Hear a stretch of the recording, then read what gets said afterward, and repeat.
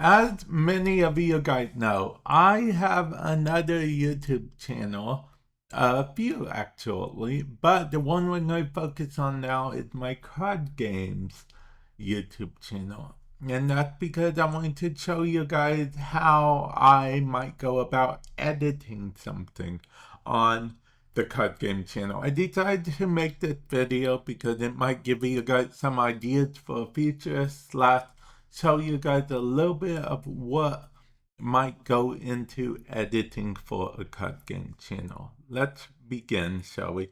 First, what we did is we imported this audio.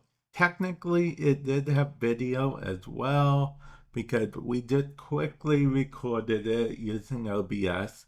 That's the brilliant thing about OBS. You can bring it in and then just right click, unlink the layers, and then just delete the video if you don't need it at all. Because we don't need it at all because of the fact that we found this is just an image that we are using. And then this is just, again, a card image, but we made it into a compound clip. The reason you want to make stuff into compound clips, like for example, if I bring this in here, it had technically infinite. I can go on forever. Well, that makes the effects a bit wonky. So what you want to do, you'll always want to make it into a compound clip. The downside being you won't be able to move it infinitely anymore, but the upside being the effects won't go all wonky and stuff. And we actually put a drop shadow on this. Now you can play around with other effects and whatnot. By the way, if you're curious about this particular share the video thing, it's from a pack called mtuber 3. Now, I am not sponsored by them at the moment, but I did make a whole video covering mtuber 3 for DaVinci Resolve if you'd like to check that out. Now, as you can see, everything's pretty normal till we get to here. Then these two pop in. Of course, they were regular cards, regular PNG files as well, until we actually made them into compound clips so we could apply the drop shadow to them as well. Now, PNG is very important because if you import it as a JPEG file, you can add JPEG files as well. But if it's a JPEG file, then it's going to conflict with the other PNG files or the other files. Unless you really just went long ways and just a JPEG file, then by all means, JPEG file all day long if that's what you so wish. And then after we go here, it's also worth noting that we pretty much were done with the audio as soon as we recorded it, so we can just focus on only the video parts if we want. I mean, technically, to make it even easier for you, you can actually just, do this and do that. I just like to see the video file of what I'm working with personally, so I'd rather do this. And then what we did here is we added a keyframe. So he would slowly move over there. See, that's one of the added benefits of it being a PNG. Because then we could just keyframe it. And since it's, of course, a compound clip, we can also keyframe. Oh, in order to make something compound clip, in case you don't know, just right click and then go to compound clip. Select the image or all the images you want if you want to group them together. And then just right click compound clip. Also, The drop shadow I've been using is within DaVinci Resolve itself. You just need to go to Open FX in the, effects. Yeah. If you don't see the effects, just click on the effects. It may show up a bit different for you depending on how you have your workspace in DaVinci Resolve.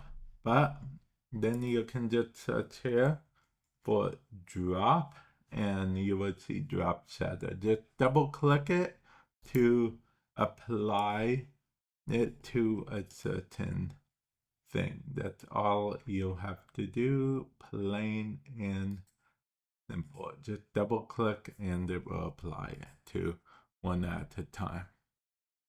And now let's get back to the keyframing we did. Keyframing, I won't go too much into detail in this video, but in order to keyframe, you just click on these icons right over here, and then that would save the position they are. And then if you go over and move it to, like say go here and move it to a certain position, then it would just slowly move as you need it to the specific position. And then of course we added text here. This is just as simple. We made it bold. We kept it mixed. This is the font case, by the way. And we just added a stroke black outside only, and then jumped it up to max, so it would pop. Yeah.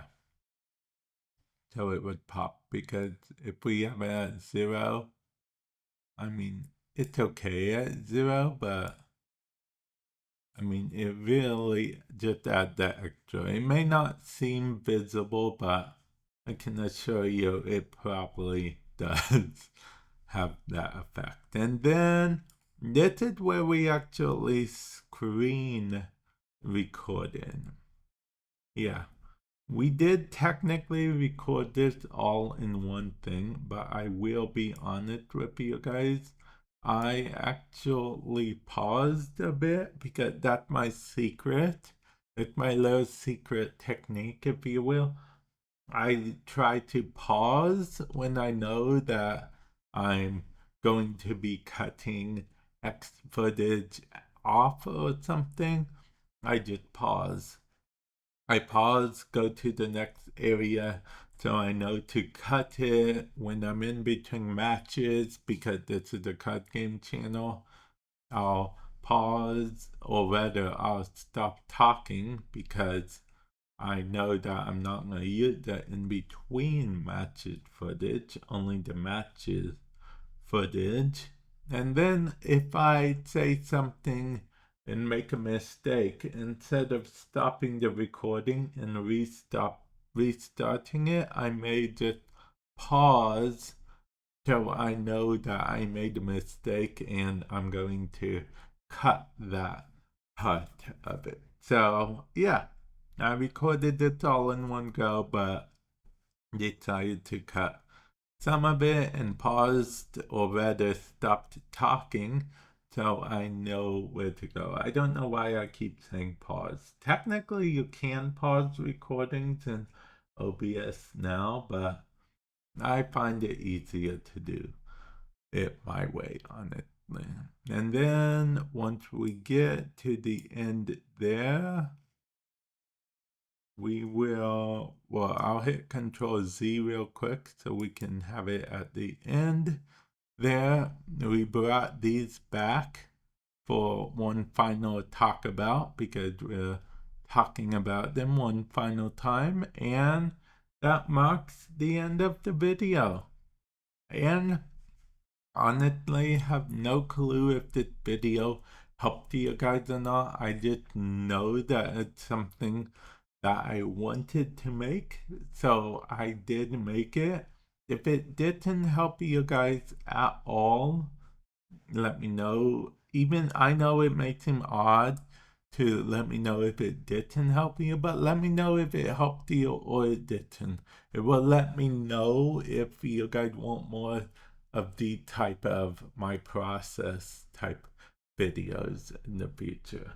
And yeah, with that said, I will catch you guys in the future. Later.